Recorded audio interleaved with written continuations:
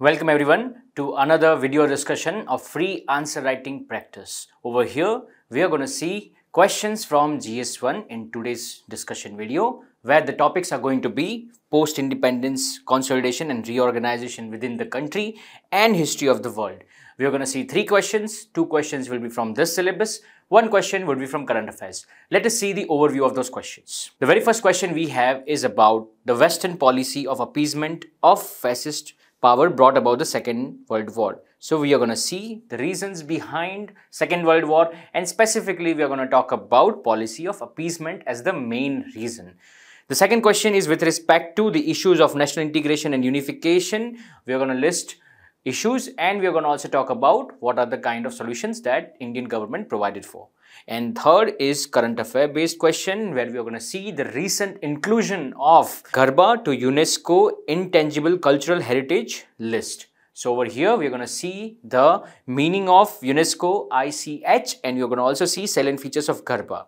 Now let us first think about that when we are dealing with GS1 history syllabus, especially the post-independence part and world history, we have seen certain kind of pattern in the GS paper of ACE. Over here we have seen that the number of questions are quite limited. However, there is limited repetition of the question. So you do have to understand, you have to touch diverse topics, and the best way to start with is doing the PYQs and then figuring out the pattern and filling the loopholes. So in post-independence, we have seen questions with respect to integration and unification. Try to think beyond and have certain kind of prepared notes for other issues as well. Apart from that, with respect to world history, you can think about certain gaps as in reasons, etc. Now, let us see the very first question. The very first question is with respect to world history. Let's read the question together. The Western policy of appeasement of the fascist power brought about the Second World War, examine. Now, when you see this kind of questions of world history, you do have to understand that there are certain kind of proof points that you will need to add in your answers. In this type of question, in the introduction, you can briefly talk about the policy. Now, when you're coming to the body aspects, you can talk about that how this policy transformed this kind of scenario for the Second World War. And in the conclusion, you can talk about other reasons as well, because this is not the only reason that led to World War II. Now let's start with the introduction. Over here, you can briefly talk about the policy of appeasement. You can talk about the backdrop of this policy, where post World War I, there were certain kind of treaties such as Treaty of Versailles. There were certain kind of institutions like League of Nations which were created, but unfortunately they failed to stabilize the entire region. And there were certain kind of instances where certain countries such as Germany, Japan and Italy, they provoked surrounding areas. Very first thing we saw was there was aggression against communism in 1930s by countries such as Germany, Japan and Italy. Now this kind of aggression against communism was something which was accepted by Western countries. Now you do understand that Western countries, they accepted the model of capitalism. And for capitalism, communism was kind of antithesis. Thus, Western countries, they accepted this kind of aggression by countries such as Germany, Japan, Italy against communism. Now, communist countries such as USSR, they were part of this ideology, and Western country kind of satisfied with this kind of agenda. And the next hidden agenda behind this appeasement was the Western countries' dominance. So this is something you can write in the introduction as in brief about the policy. So this kind of appeasement policy created certain kind of bedrock for World War II. Now let us see the instances of policy of appeasement. Now firstly, we have certain kind of invasion by Japan on China. Over here, they invaded China, and there was an institution called League of Nations which was supposed to create certain kind of conditions so that nations do not aggressively pursue this kind of behavior, but it failed to respond and this kind of aggression was allowed. The second is Germany's militarization and League of Actions in action. Now, post-Treaty of Versailles, Germany was in a way disabled with respect to certain level of militarization, but post-World War II, there was certain scenario, there was rise of Nazism, fascism, and militarization was on rise. And over here, League of Nations failed to do any action to curb that kind of level of militarization. The third is Italy's invasion of Ethiopia. Over here, we are witnessing certain kind of international event, and despite that kind of aggression, there was no international response, which is part and parcel of policy of appeasement. Next was Spanish Civil War, where Germany, Italy, they provided arms and ammunition to the rebel, and that kind of interference was also not highlighted by the Western countries, and this is again part and parcel of policy of appeasement. And next we have Munich Pact, where Germany, they claimed certain regions of Czechoslovakia. Over here we are seeing that again this kind of behavior was pursued by Germany, and the Western country, they kept their mouth shut. This is again part and parcel of policy of appeasement. Now, how exactly we are going to talk about in the second heading of the body, that this policy of appeasement prepared the platform for Second World War. Firstly, it created confidence for the aggressor nation like Germany, Japan, Italy. Now, they gathered certain kind of confidence with respect to inaction of the Western countries, and that kind of aggression was further augmented by their pursuit for capturing of different region. The second was growing ambition of the Axis power. Now, this is something which was in corollary to the first point, that confidence booster for the aggressive nation. They started having a higher level of ambition where they pursued capturing of different region for their imperialistic pursuits. The next is rise in military power due to appeasement, as we witnessed that Germany was trying to augment the military capacity, and League of Nations was unable to act for the same, and that kind of militarization was basically product of policy of appeasement. And this led to beginning of alliance system, where there were creation of certain kind of groupings, which kind of in a way boosted the aggressor nation's pursuit for more ambition and imperial powers. So this is the kind of platform that led to Second World War. Now, this is something you can write in the body. In the conclusion, you have options to add what are the other factors with respect to Second World War. You can talk about that the harsh conditions of Treaty of Versailles, it already planted seeds for disappointment, and that also led to rise of Nazism and fascism, which further led to conditions for World War II. You can talk about that this kind of treaty also created economic hardships, and not just in the Europe. You can talk about how globally there was economic hardship, and that planted certain kind of relative deprivation with respect to those nations, and those nations finally created conditions where we witnessed a world war type of scenario.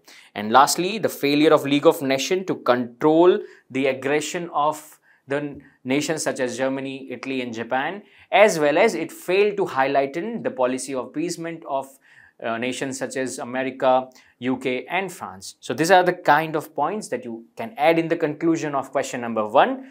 Let us see the model answer and understand how can we inculcate the same in our answer writing practice. Firstly, in the introduction, you can talk about the policy of appeasement in brief. You can create certain kind of points as well, as you have to give certain proof points over here. Then in the heading 1 of the body, you can talk about the instances of policy of appeasement to highlight in how it actually led to World War II. And nextly, you can talk about how it prepared the platform through keywords and through substantiation with example. You can give points, and at the end you can talk about that how it led to specifically World War II, as well as you can talk about the other factors as we discussed. So this is for question number 1. Let's move on to question number 2. Let's read the question number 2 together. In post-independent India, national integration and unification into one administrative unit emerged as the major challenge. Comment. Now over here we have to talk about specifically with regard to post-independent India, where we witnessed issues with respect to national integration and unification into an administrative unit. Now, this kind of questions, you have the potential opportunity in the introduction to talk about the scenario pre-post independence, as in pre-independence.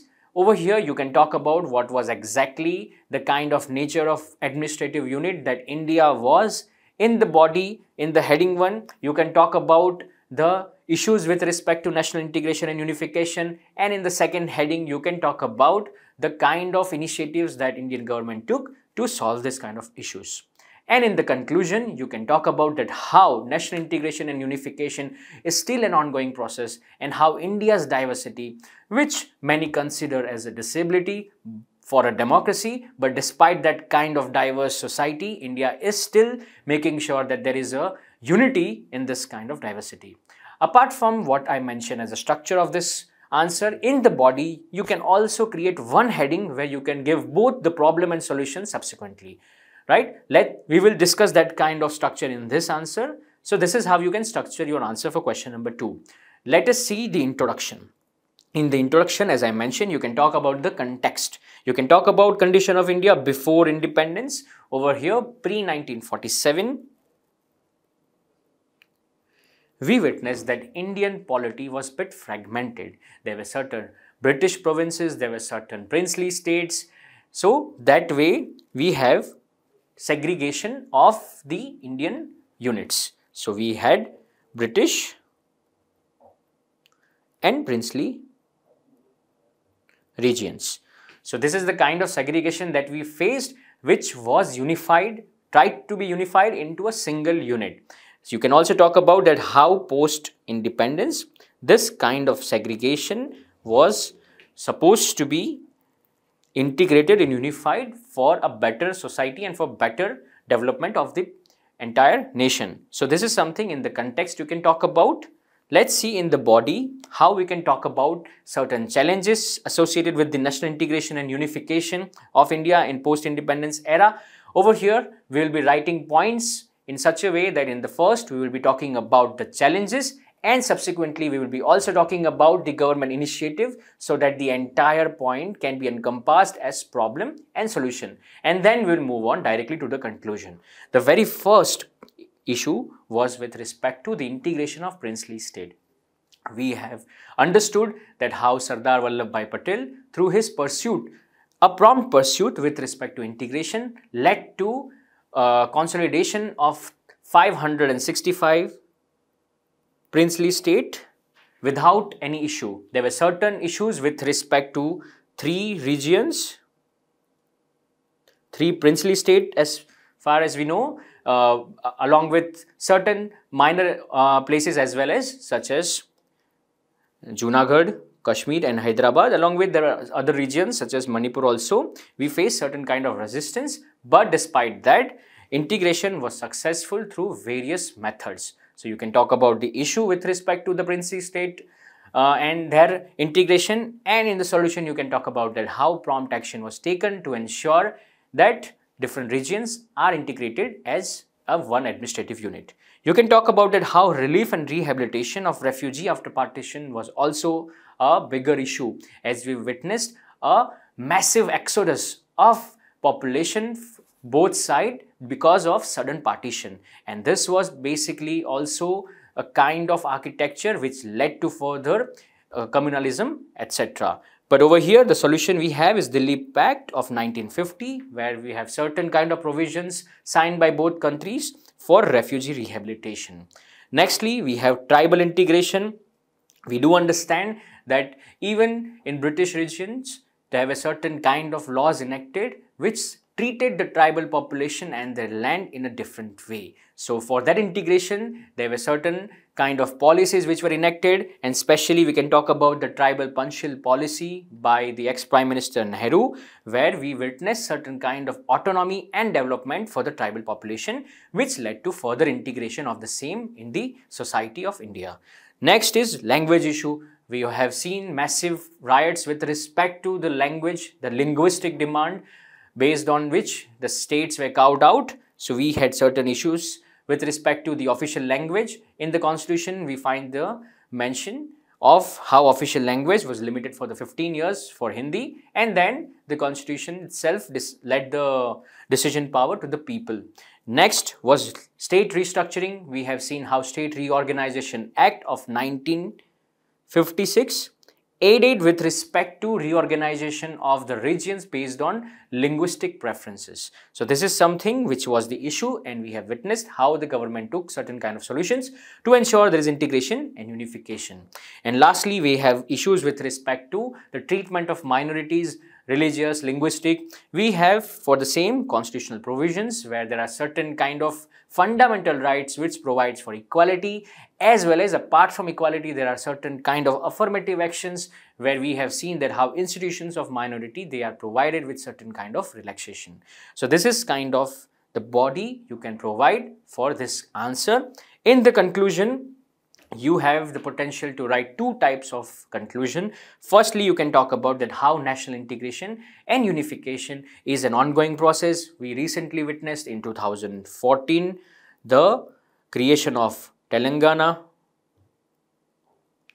Now this is something only based on geography, linguistic things. We have also seen that how integration and unification of different social indicators is also happening in the society. Apart from that, you can also talk about that how India is a diverse nation.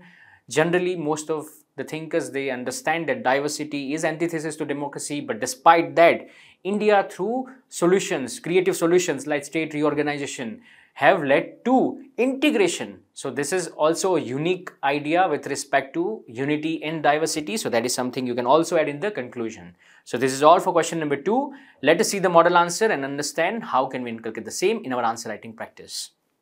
Firstly, you can talk about the pre-independence context. Over here, you can talk about the issues with respect to the integration and unification. Then you can talk about the major challenges, where we can talk about the issues and we can talk about the solutions. So this is something you can structure your answer with. Now this is something you can also try, which is creating two headings where you talk about the challenges and other you talk about the solutions. So this is also a way ahead to start with. And in the conclusion, you can talk about either the part where we talk about that how integration is an ongoing process, or you can talk about that how despite the diversity, India is making sure that the integration of the society is along with this kind of diversity. So that is all for question number 2. Let us move on to question number 3, which is a current affair based question. Let's read the question together. UNESCO's intangible cultural heritage is like a colorful quilt of traditions, music, dance and craft from around the world, keeping our unique cultures alive and cherished. In light of the recent addition of Garba to UNESCO's intangible cultural heritage, mention the meaning of UNESCO ICH and salient features of Garba.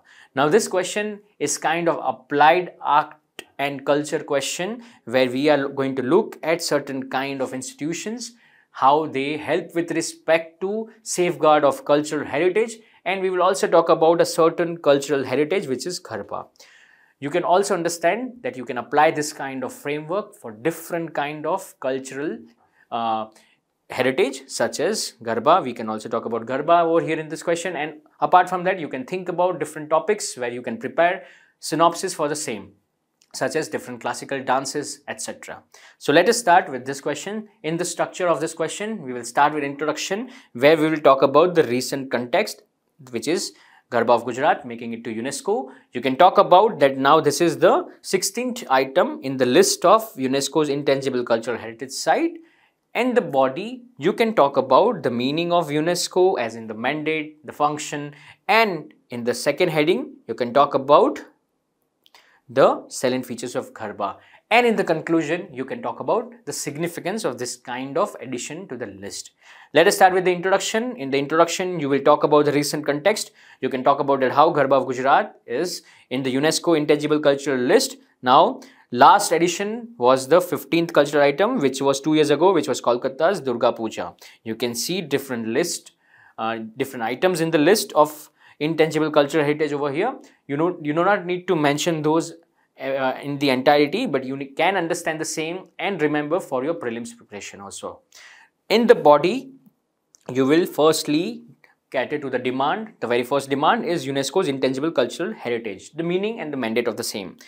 You can talk about it how it aids with respect to conservation of traditions, knowledge, skills and expression transmitted across generation. Now this is safeguard of the cultural aspect of any society. You can also talk about what it encompasses. It encompasses rituals, music, dance, oral traditions and craftsmanships. So this is the kind of range where intangible cultural heritage sites are added. And nextly, you can talk about it emphasizes on the preservation and promoting living cultural elements. And lastly, it recognizes the significance of fostering diversity and shared human heritage. So this is the kind of mandate and meaning of UNESCO's intangible cultural heritage. Nextly, we will talk about the salient feature of Garba. As I mentioned, this is a kind of a template that you can use for other art and related cultural list, where you can talk about Garba in the synopsis. You can prepare for other elements as well. Over here, you can talk about that how Garba is symbolism for circle of life, as we have witnessed that how the entire dance form is performed in circular motion, and also the kind of movements that are included in the same. You can talk about that how it has certain kind of devotional aspect, reverence to the goddess Amba. Over here, you can talk about that how there are certain kind of non-secular as in religious element involved. Apart from that, there are certain secular elements involved as well, because this kind of cultural element is performed by all the religion. So there is no bar with respect to the same. Next, you can talk about the colorful attire in Garba, which reflects the kind of vibrant life we live in. The next fourth is rhythmic clapping, which is Hastaka is the key element, which reflects the kind of collective effervescence that people feel with respect to the practice of Garba. The fifth is Dandiya Ras and playfulness in the dance. Over here, we are going to see that how there are certain extra elements that are added in the Dandiya, in the Garba form as well. And lastly, inclusivity and community participation, as we talked about that how there is no exclusion for performance of this kind of event, and everyone is included in this kind of event. So this is the kind of points that you can add for the body. Then in the conclusion, you have the opportunity to talk about the significance of addition. Over here, you can talk about it how when India gets any of its cultural practice in the intangible cultural heritage, it helps with respect to the reflection of India's rich heritage, as well as helps with respect to the safeguard of the kind of like elements that which are included in intangible cultural heritage. Apart from that, it also promotes other cultural elements in a way. So this is the kind of conclusion that you can add in this answer. Let us see the model answer and understand how can we inculcate the same in our answer writing practice. In the introduction, you can talk about the present context, the recent context. Then you can talk about UNESCO's intangible cultural heritage, as in that is the first demand, the second demand with respect to the salient features of Garba, and in the conclusion, how it helps with respect to the safeguard of India's cultural heritage. So this is something you can add in the conclusion, and this is how you can write question number 3. You are writing for answer writing program of Vajiram and Ravi, where in the month of December we are looking at GS1. We are writing answers for 5 days a week, Monday to Friday. You can check out those questions at vajiramandis.com, and you can also see the model answers and video discussion over here at YouTube. So keep writing, and thank you so much.